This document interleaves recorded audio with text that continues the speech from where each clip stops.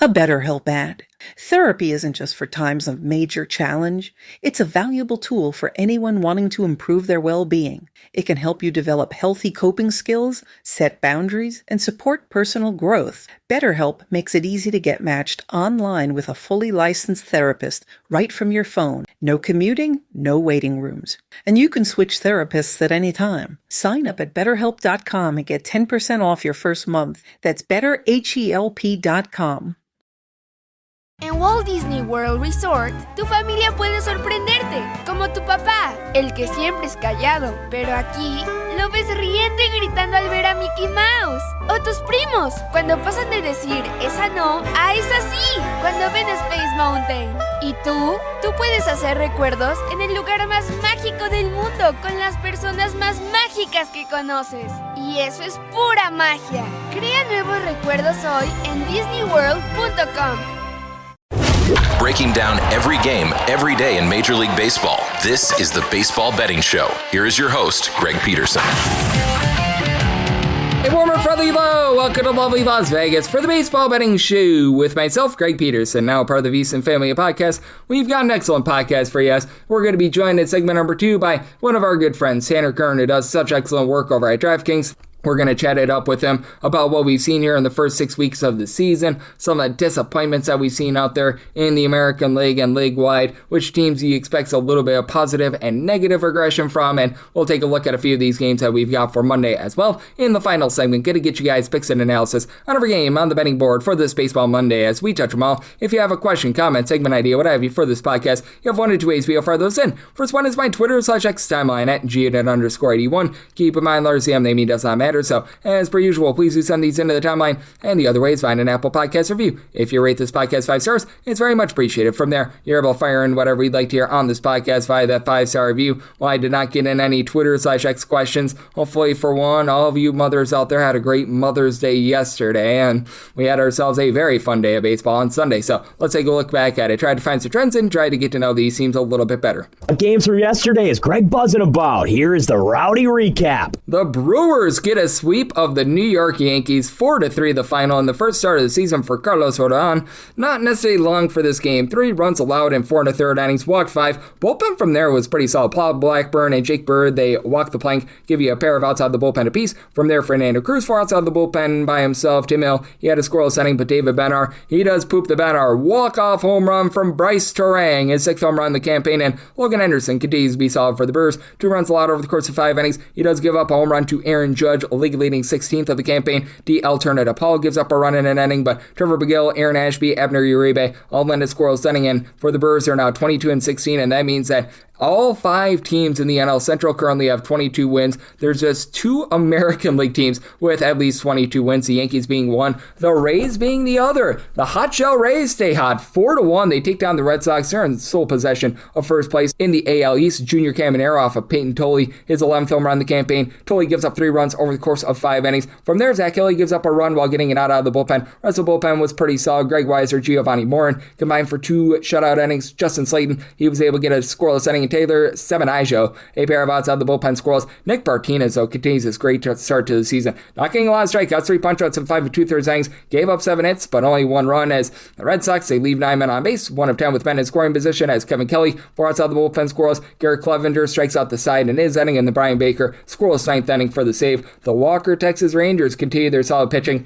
They continue to average like 2.7 runs per game at home, but they only needed 1 run in this game. 3-0. They take down the Chicago Cubs. James Dion, not a bad start. 1 run allowed in 5 1/3 innings. Hobie Milner from there, pair of outside the bullpen scoreless. Phil Matone, 1 1/3 innings scoreless. Daniel Palencia gives up a pair of runs in his 2/3 of an inning as Evan Carter, 5th home run in the campaign. Jacob deGrom looked like vintage Jacob deGrom, though. 10 punch-outs, 7 shutout innings. And then Jacob Latz, he had a scoreless 8th and 9th inning to be able to get a save out there. Chicago White Sox looking presentable. 2-1. They take down the Seattle Mariners. For the Mariners, Logan Gilbert was more than fine in this start. Gives up 1 hit in 6 shutout innings. Pulled after 87 pitches. Jose Ferrer, a scoreless inning, and then Edward Bizardo gives up a pair of runs in the 8th inning as he gets taken deep. This was home run number 2 of the campaign for Randall Grichuk. That was what decided the game as Davis Martin, another good start out of him. 9 punch-outs, 1 run allowed over the course of 6 innings. Sean Newcomb, Brian Hudson, Sir Anthony Dominguez all lend a scoreless inning as the Mariners, they leave 9 men on base. The Minnesota Twins go on the road. They get the job done against Cleveland Guardians. 5-4 the final as for the Guardians. Gavin Williams gives up 10 hits, 5 runs over the course of 6 innings. From there, you had a scoreless inning out of Tim Allen, 2 scoreless innings out of the young gun Franco Ailman. That was his MLB debut.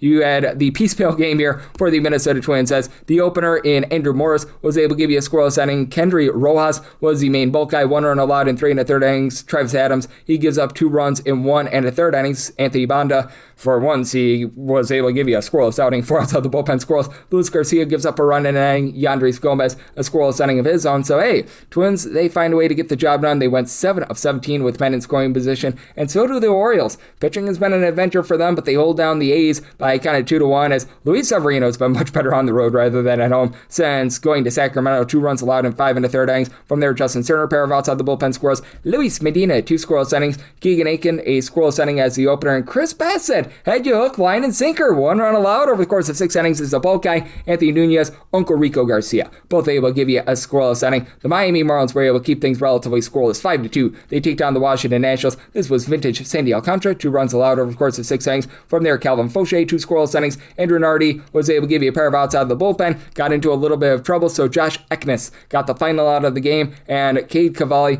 he was able to give a pretty solid performance here, 2 runs allowed in 5 2/3 innings. And then the Washington Nationals bullpen happened. PJ Poole and Paxton Schultz combined for 3 outs out of the bullpen scoreless. Orlando Revolta, a scoreless inning, but Garth Varland, 3 runs allowed in 1/3 of an inning in the 8th inning, gives up the 3 spot. That ends up deciding the game. The Philadelphia Phillies shut out the Colorado Rockies, 6-0 final in this one. Cadence First Sanchez continues to be rock solid. 7 shutout innings. Jonathan Bolin, Yohan Duran, they both give you a scoreless inning as Tomoyuki Sugano, I felt like was doing for regression. Boy, did it hit here. Gives up a trio of bombs, 5 runs in total over the course of 5 innings. Bryce Harper, his 10th home run in the campaign. Kyle Schwarber bombs 15th, and he ties Aaron Judge for 16 home runs this season. They both lead the league. From there, Seth Alverson gives up a run in an inning. Zach Ognos, pair of scoreless innings of his own, but by then, the damage had very much been done. Doing some damage, how about the Atlanta Braves? They take this series from the Dodgers, 7-2 the final, as Bryce Elder continues to not look elderly. 5 2/3 innings scoreless. From there, you had Robert Suarez give you 4 outside the bullpen scoreless. Tyler Kinley does give up 2 runs in an inning, and he was taking deep, going deep for the LA Dodgers. Max Muncy, he gets home run number 10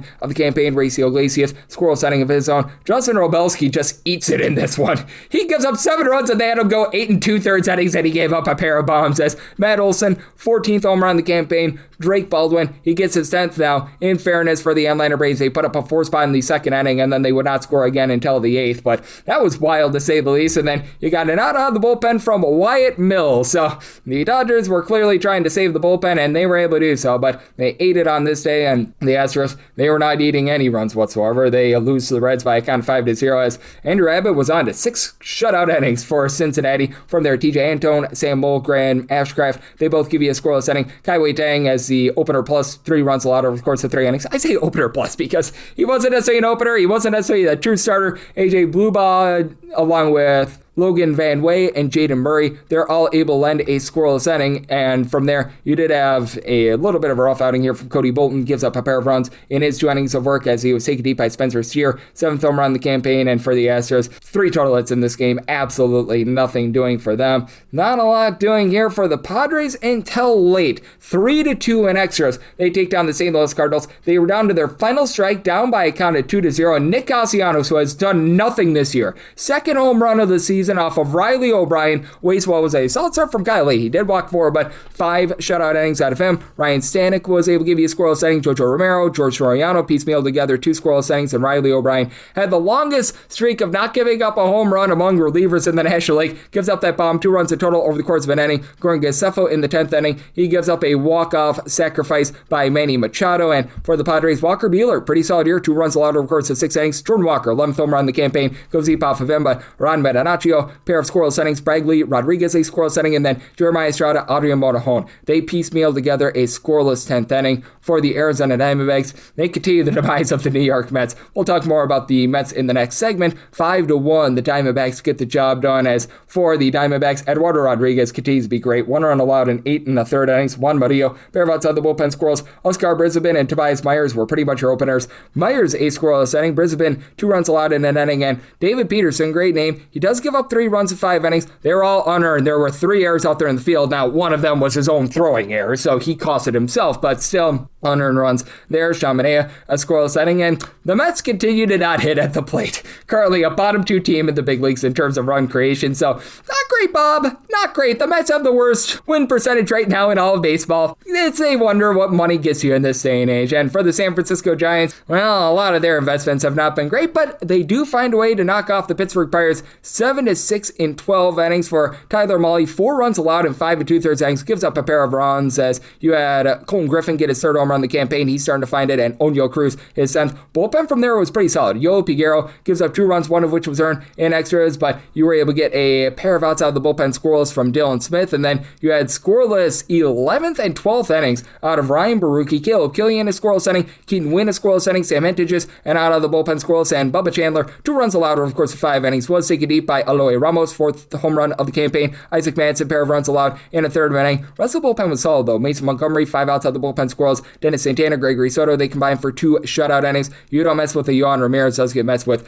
2 runs, 1 of which was earned, give it up in the 2 extra innings that he pitched, and then Justin Lawrence, he gives up the walk-off winner in the 12th as it was Mr. Rodriguez being able to get an RBI single to be able to get the San Francisco Giants a victory there. For the LA Angels, they might not be Charlie's Angels, but they were angelic enough to be able to get a 6-1 win over the Blue Jays as Jose Soriano has been great this season. 1 run allowed in 7 2/3 innings. Sam Bachman and out of the bullpen scoreless. Ryan Zefrian scoreless inning, and Spencer Miles was pretty much the opener plus in this one. He actually provided 3 shutout innings. Tommy Nance a scoreless inning, and then the bulk guy Eric Lauer gives up all 6 runs in 5 innings, including 3 bombs. Joe Adele says fire to the rain, 5th and 6th home runs of the campaign, as Wald Peraza's 5th home run of the season for the Angels, 16 and 25, so it's obviously not been a great season for them thus far, but hey, Jose Soriano, he continues to be great for this team, so you'll love to be able to see that. And then on Sunday Night Baseball, it was the Detroit Tigers all over the Kansas City Royals. They get the job done by a count of 6-3 as for Noah Cameron, it's just been a big giant struggle for him this far this season.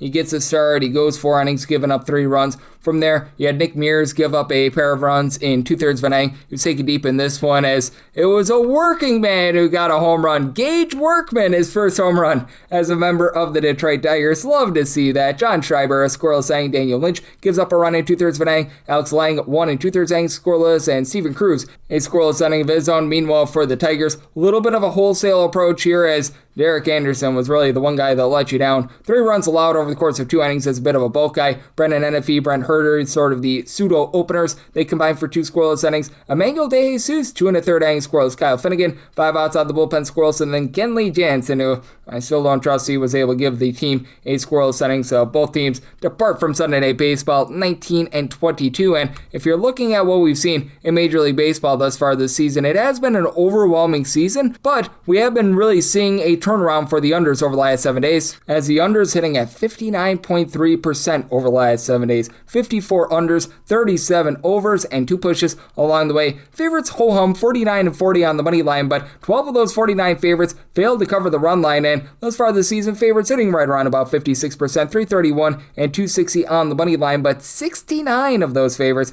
have failed to cover the run line. Meanwhile, the over rate now down to about 50.8% this season, 299 overs, 290 unders, and if Matt serves me correct, we've had 16 pushes along the way. So that's what we're seeing in baseball right now, and that's where we're all getting trend-wise. Coming next, how about if we do chat it up with our good friend Tanner Kern of DraftKings right here on the Baseball Betting Show with myself, Greg Peterson, now part of the Beast and Family Podcast.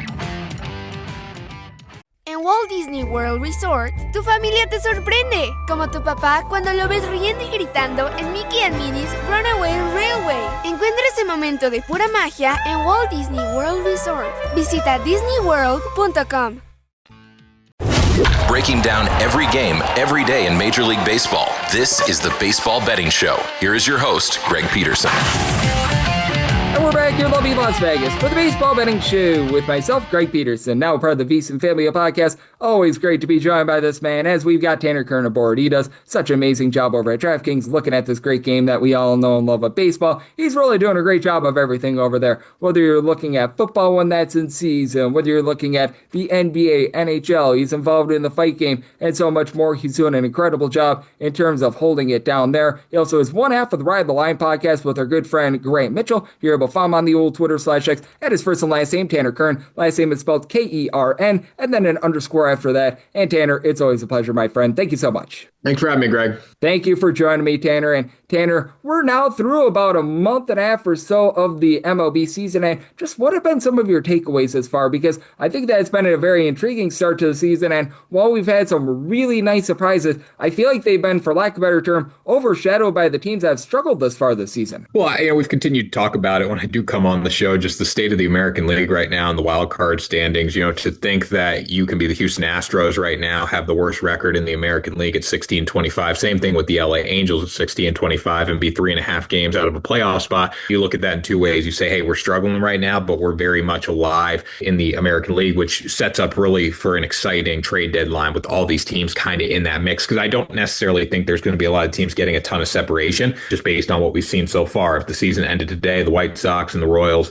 and the Rangers would all be competing for the final two wildcard spots. They're sitting at 19-21. So that's been the biggest thing to me, how bad the American League is as a whole. Also looking at the run differentials across baseball, there's been a lot of poor run differentials. The one division in baseball that's been really good is the NL Central, with 4 or 5 teams having a positive run differential. But other than that, you look at the AL Central right now, the Guardians first place with a negative run differential, the Athletics in the AL West, negative run differential in first place, the NL East, obviously the Braves are cooking there. They're the one team that's a standout, but the American League as a whole just, not great. National League's definitely a lot better. Yep, and I tweeted this out on Sunday. The fact that in the NL Central, all 5 teams have 22 plus wins right now. The American League, a combined 2 teams with more than 22 wins thus far. So that has been very stark to see. And what do you attribute that to? Because I don't think that there's any question that the National League is, shall we say, superior to the American League. I just find it hard to believe that the differential is this far. And it does feel like, well, there is, shall we say, a divide between these two leagues. It does feel like a lot of these American League teams have been bit a little bit more by the injury bug. And for lack of a better term, I've had a little bit of worse luck here in the early going as well. Yeah, injury bug's been one thing. I can't necessarily attest everything to injuries because everyone's kind of bad right now.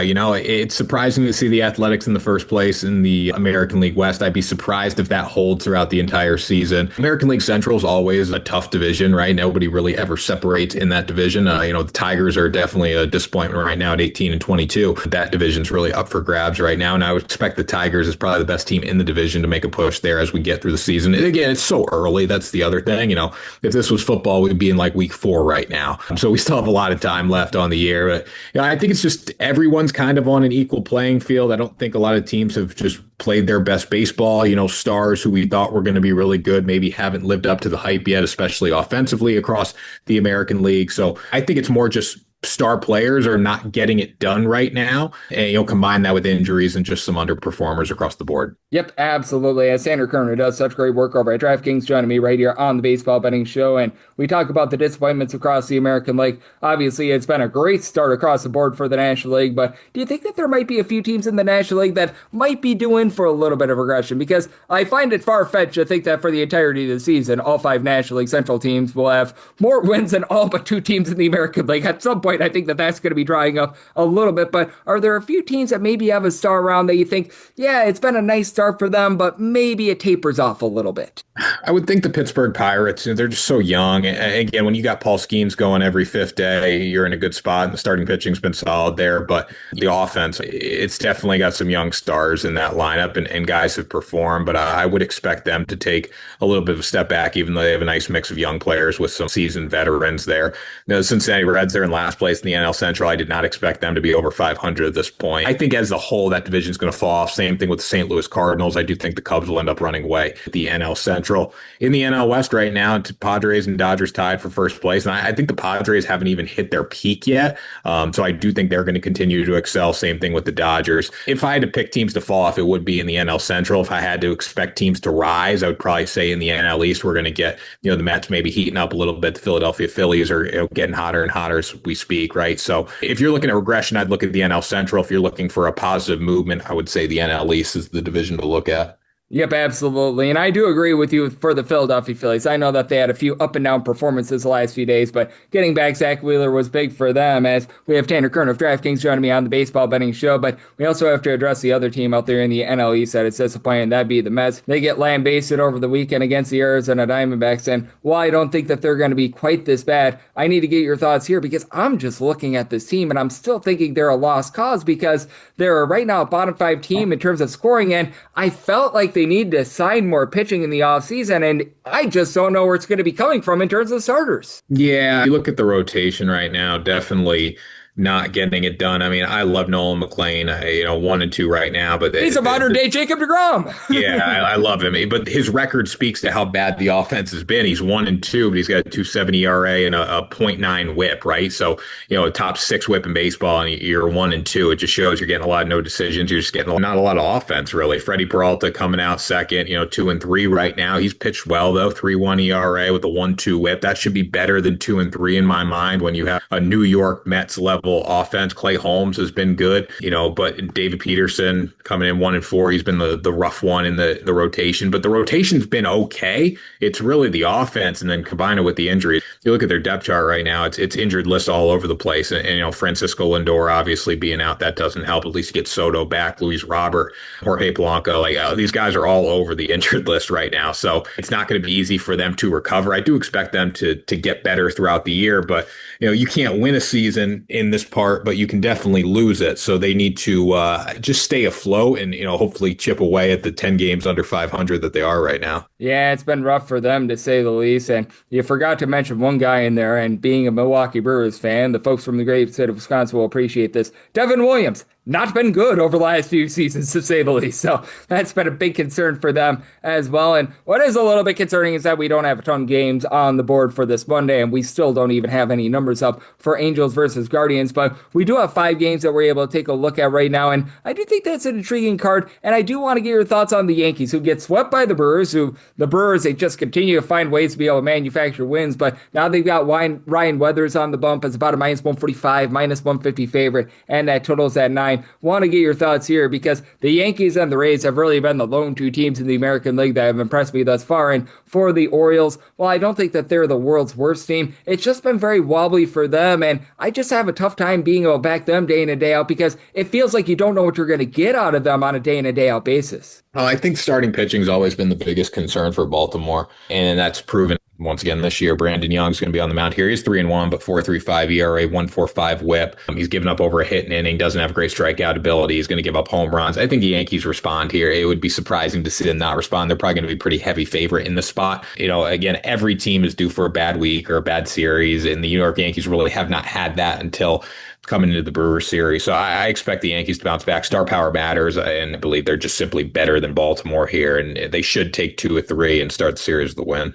Yep, I'm right there with you. I think that this is a nice bounce back. I'm seeing that run line right around about +110, +115. That's personally where I'm looking on that one. And then there's one other team in the American League that's been impressive outside the Yankees. That'd be the Tampa Bay Rays. And this will be a 2-part question. Right now, they're about a +120, +125 underdog with Drew Rasmussen going up against Kevin Gausman on Monday. Would that be something that you'd be taking a look at? And 2, do you think that the Rays have staying power? Because in an American League that we just described, that these teams have been all over the place, have been very disappointing. I think it's wide open for the Rays to continue to be the biggest contender to the Yankees out there in the American League. Yeah, and I don't know. Even watching them against the Red Sox this week is they do the little things right, and that's the case for all these small market teams that continue to win. They put the ball in play. They make pitchers work. They don't make a ton of errors in the field. They just continue to deliver. I think this is a great spot with Rasmussen on the mound going up against Gausman here, and the biggest reason for that is the fact that the Rays have done the little things right here. Toronto's 18-22. I think star power lineup wise, Toronto definitely has a big edge, but the Rays are going to put the ball in play. You're getting them for plus money right now. They've been great on the road, 12-9. They're 26-13 on the season. And again, watching them, I don't know how they continue to do it, but baseball is, in the end of the day, a pretty simple game. If your pitchers start well, you have decent bullpen, and you put the ball in play, you're going to be successful. And they've proven that time and time again. So anytime you get a team like the Rays at plus money this season,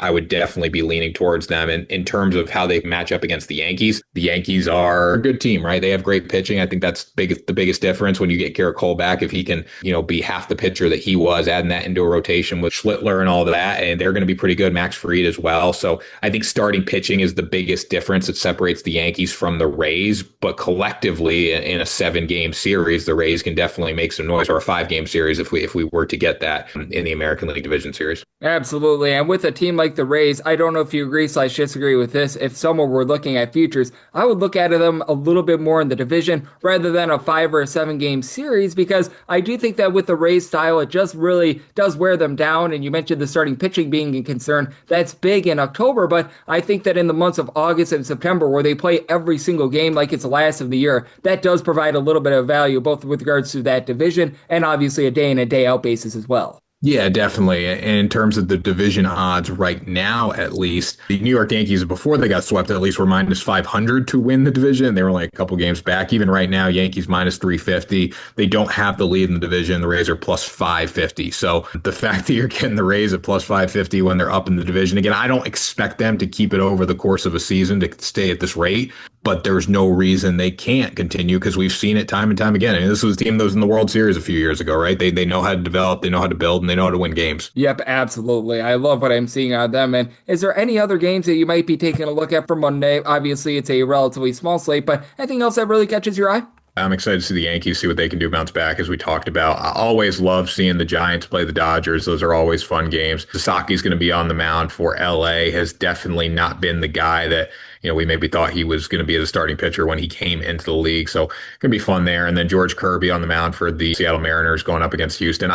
Houston is a team that we were so accustomed to seeing consistently in the American League Championship Series year after year. We're starting to get away from that now a little bit. So that's been a weird, mess with the mind. But I am excited for those two games. Yep, I'm right there with you. I think that we've got ourselves a small but fun slate on Monday, and it's always a lot of fun to be joined by you, Tanner. You're doing such great work over at DraftKings, Ride the Line podcast, and so much more. So love to get people at home know it's all on tap for you and how people can follow along on social media and other platforms. Yep, so you can find me every day on the DraftKings Sportsbook social pages. Ride the Line is on Tuesdays and Fridays. We're always posting clips there, so make sure you check that out. And then just my personal socials at Tanner Kern across the board. Absolutely. Tanner doing such an incredible job looking at this great game of baseball. Every single time he joins me, lends such great insights. Did so once again today. So big thanks to Tanner for joining me on the Baseball Betting Show, now part of the VC Family Podcast. Coming next, it is that time of the podcast to give you picks and analysis on every game on the betting board for this Baseball Monday as we touch them all. En Walt Disney World Resort, tu familia te sorprende, como tu papá cuando lo ves riendo y gritando en Mickey and Minnie's Runaway Railway. Encuentra ese momento de pura magia en Walt Disney World Resort. Visita disneyworld.com. Breaking down every game, every day in Major League Baseball. This is the Baseball Betting Show. Here is your host, Greg Peterson. And we're back here, lovely Las Vegas, for the Baseball Betting Show with myself, Greg Peterson, now part of the VSiN Family Podcast. Always great to be joined by Tanner Kern, who does such amazing work over at DraftKings. He does a great job with the Ride the Line podcast and so much more. Every single time he joins me, lends such great insights, and did so once again today. So big thanks to Tanner for joining me in the last segment. Now it is that time of the podcast. I give you picks and analysis on every game on the betting board for this Baseball Monday as we touch them all. If a game is listed on the betting board, Greg has a side and a total on it, so it is time to touch them all. Do note that as per usual, any changes that are made to these plays will be listed up on my Twitter/X feed at @GUnit_D1. It goes National League games first, which there's one. The American League games are after that, and then our lone interleague game is going to be at the bottom. That'll keep things all nice, clean, and easy. Let's get things started. This is 901, 902 on the card. It's the Giants on the road against the Dodgers.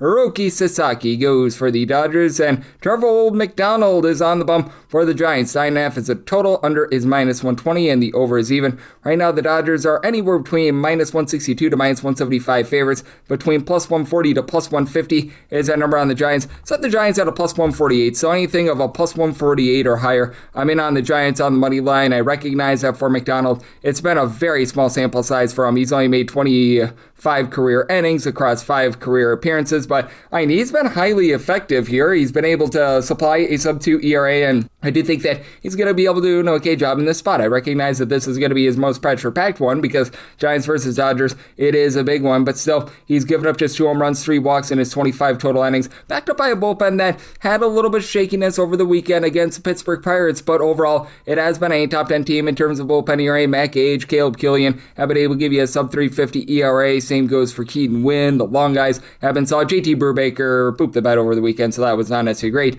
to say the least, but overall, I do like what I'm seeing on this bullpen, even with a few injuries. Getting back Yoel Piguero is going to be able to help them out, and for the Dodgers, this has been a top 8 team in terms of bullpen ERA as well. They're probably going to need it because Roki Sasaki has not been good thus far this season. That's why I'm looking at the Giants on the money line. 5.97 ERA, 6.83 fielding dependent, 2.5 home runs, 4.7 walks allowed per 9 innings. Good news is you get to face off against a Giants team that's averaging about 3.2 runs per game. Dead stinking last in all baseball as the 2 main guys for this team, Willie Adames along with Rafael Devers, just big giant wastes of money for this team. Neither guy is giving you over 280 on base, both stuck on between 3 and 4 home runs apiece. It has been horrible, and it's a Giants team that's actually doing an okay job of moving the line. Like Luis Rise is hitting above a 300. Casey Schmidt has been able to give you 6+ home runs. He's up to a 330 on base. Jung-Ho Lee has been able to hit about a 275. Eloy Ramos at 275. So you've got guys that are getting on, but they just don't have any power whatsoever. And then on the other end, you've got a Dodgers team that's actually been much worse at home rather than away from home with their offense. Overall for the Dodgers, averaging about 4.3 to 4.4 runs per game at home compared to over 5.9 runs per game away from home. As strange as it is to say, Shohei Ohtani hasn't necessarily lived up to standards at the plate thus far this season, hitting at 241 with 6 home runs. You just expect a little bit more. So 375 on base, and Andy Paz has a 375 on base. Max Muncy, Dalton Rushing, both right around about a 370 on base, and both of these guys have given you 7+ home runs. Muncy up to 10. Alex Call, Hai-Sung Kim, they're hitting above a 285, so have plenty of guys move line, but Kyle Tucker hasn't necessarily been what they paid for. Dodgers have been very solid with regards to their bullpen, though, even though they've dealt with a few injuries with Edwin Diaz and Brock and Roll Stewart being on the injury list. Alex Vesia, Jack Dreyer, they have a sub-330 ERA dating back to the beginning of the 2025 season. Tanner Scott has looked like one of the better relievers in all of baseball, so do you think that you get a little bit of a lower scoring game? Set my total at 8.9 plus 148 or higher, looking at the Giants on the money line. 903, 904 on the card. It is the Angels. They are going to be on the road against the Cleveland Guardians. Right now, it's all to be determined on the bump for the Halos, and Joey Cantillo is on the bump for the Cleveland Guardians. This is a game that's off the board.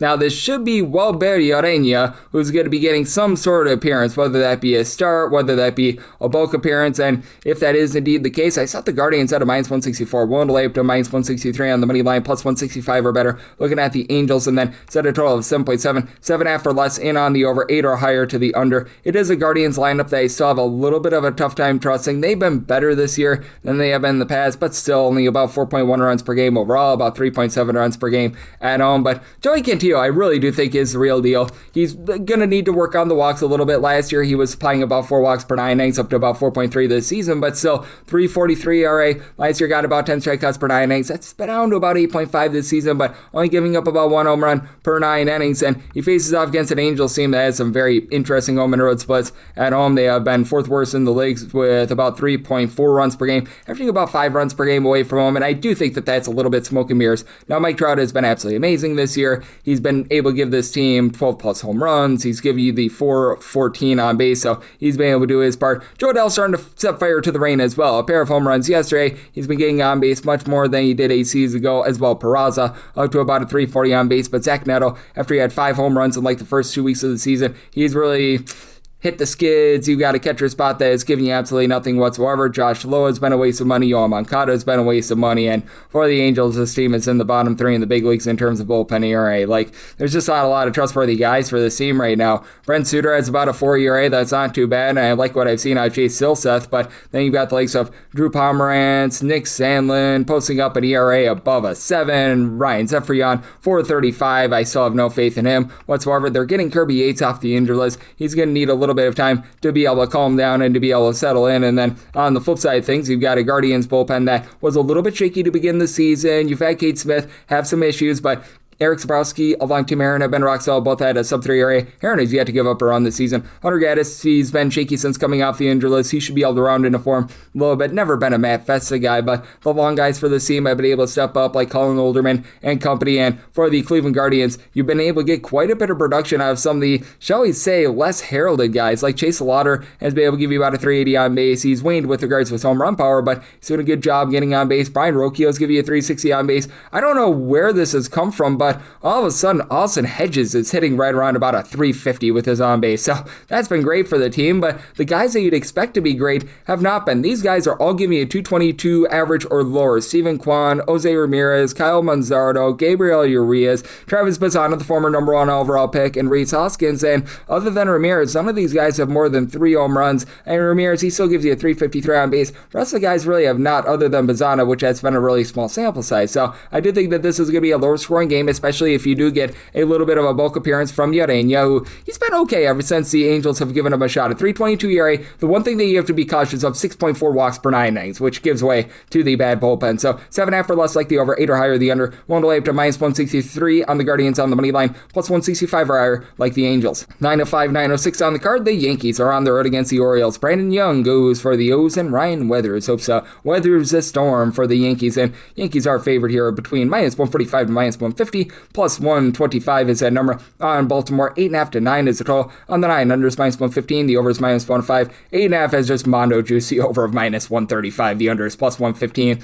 Gonna be probably seeing 9s when it's all said and done. And at a 9, I am in on the under. I set my total at an 8.7 for Ryan Weathers. He was dealing with a little bit of illness, so they skipped his turn in the rotation for a few days. Now I think that he's going to be all good to go here, and he's gotten off to a nice start to the season. 303 ERA with about a 360 fielding pen. The 1.4 home runs per 9 innings are a little bit of a concern, but 10.5 strikeouts, 2.3 walks per 9 innings. Like what I'm seeing there. And for Brandon Young, the ERA isn't putrid, but I still have a relatively tough time being able to back him, as right now he is supplying the team with, in that neighborhood, about a 4.35 ERA, but just 6.1 strikeouts per 9 innings, 582 fielding dependent, 1.3 home runs, 3.5 walks per 9 innings, so lots of concern there. And for the Yankees, this has been a bullpen that's been very good this year. Second in the league in terms of bullpen ERA, even with Camilo Udval not necessarily doing a great job. You've had the likes of Tim Hill, Fernando Cruz, Brent Hedrick, all be able to give you a sub 350 ERA. It's been a little bit up and down for David Benar, but overall, he's been able to do a solid job. And for the Yankees, you do it now at Ben Rice back after he dealt with a little bit of ailment last week. 10 plus home runs, over 4 on base. Aaron Judge,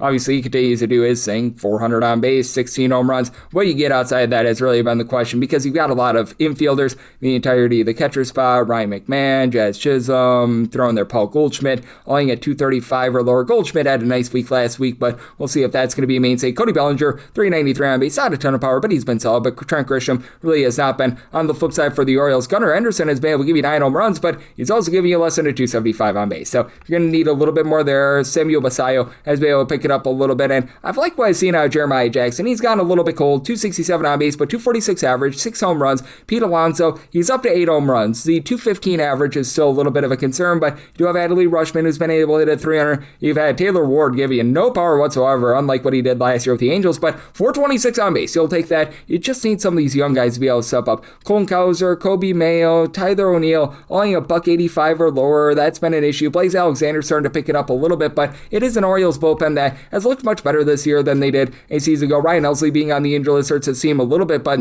you've had some nice mix and match guys be able to come out, do a relatively good job. Anthony Nunez, 4.25 ERA. He's been seeing that elevated a little bit. But Tedrick Henson's a long guy, is a 2 ERA. Uncle Rico Garcia, Yanir Cano, don't you know these guys have been able to give you a sub 2 ERA. So I do think that this is going to be a little bit of a lower scoring game. So I total at 8.7, like the under. And for the Yankees, set their money line price at a minus 167. If you're looking to lay a run half with them, you should be able to, when it's all said and done, get right around about a plus 115 or so. Right now, most places don't have a run line up, but any sort of plus money, I set mine at a minus 104. Looking at that Yankees run line, 907, 908 on the card. It's the Rays. They're going to be on the road against the Blue Jays, as Kevin Gausman is on the bum for the Jays, and it is Drew Rasmussen going for the Tampa Bay Rays. With the Rays, they are going to be anywhere between plus 110 to a plus 122. Meanwhile, minus 130 to minus 145 is that number on Toronto. 7.5 is the total. Under is minus 120. The over overs even. Set the Blue Jays at a minus 132. Don't want to go past a minus 132. I know there were some openers out there as low as minus 123. Those dried up very quickly, but up to a minus 132. Looking at the Blue Jays on the money line, I do think that this is going to be a game of which runs are going to be relatively at a premium. I think maybe we've gone a little bit too low with this total, though, as I did set my total at 7.7,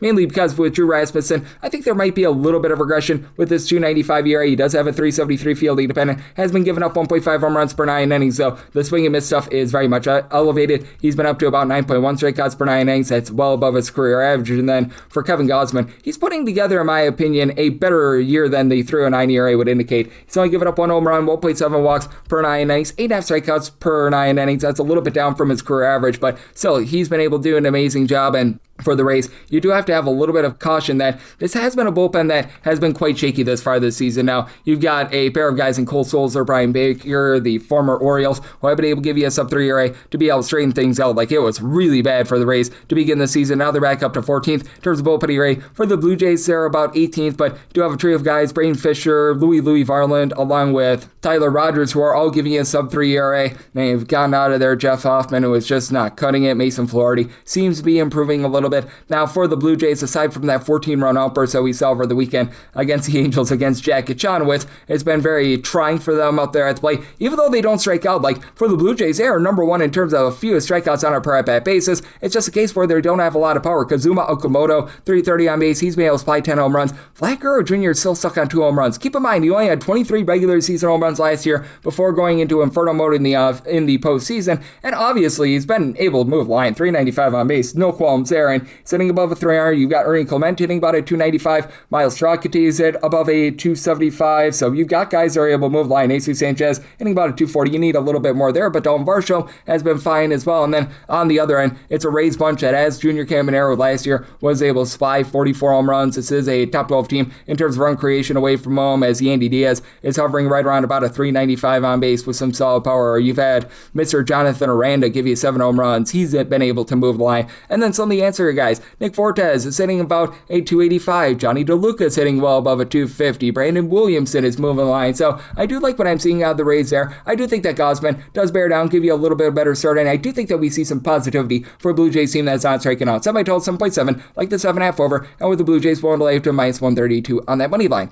909, 910 on the card. The Mariners are on the road against the Astros as Peter Lambert goes for the Astros. George Kirby is on the bump for the Mariners. Mariners find themselves as a mid-tier road favorite. Going to be finding them between minus 136 to a minus 143 and plus 115 to plus 125. Then Nomrod Houston, 8.5 is the total. The over is minus 105 to a minus 115. Same goes for the under. And with Kirby, I set him at a minus 119. So plus 120 or better, I'm going to be looking at the Astros on the money line. George Kirby down with his swing and miss stuff to about 6.8 strikeouts per 9 innings, but has been very effective. 298 ERA, 0.7 home runs, along with 2.1 walks per 9 innings. But you want to be mindful that Kirby, along with so many others for this Mariners team, always have very demonstrative home and road splits. It's because Seattle is one of the most pitcher-friendly ballparks in all baseball. And these are the career numbers of George Kirby, not just one season, but for his full career, 301 ERA at home. At home, he's given up 0.9 home runs per 9 innings. On the road, closer to about 1.2 home runs per 9 innings with a 4.03 ERA. And Peter Lambert has come back from overseas. He was pitching in the Nippon Baseball League last season, and he has been great. 2.42 ERA, 2.82 fielding dependent, has yet to give up a home run in his 4 appearances across 22 and a third innings, about 9.3 strikeouts per 9 innings.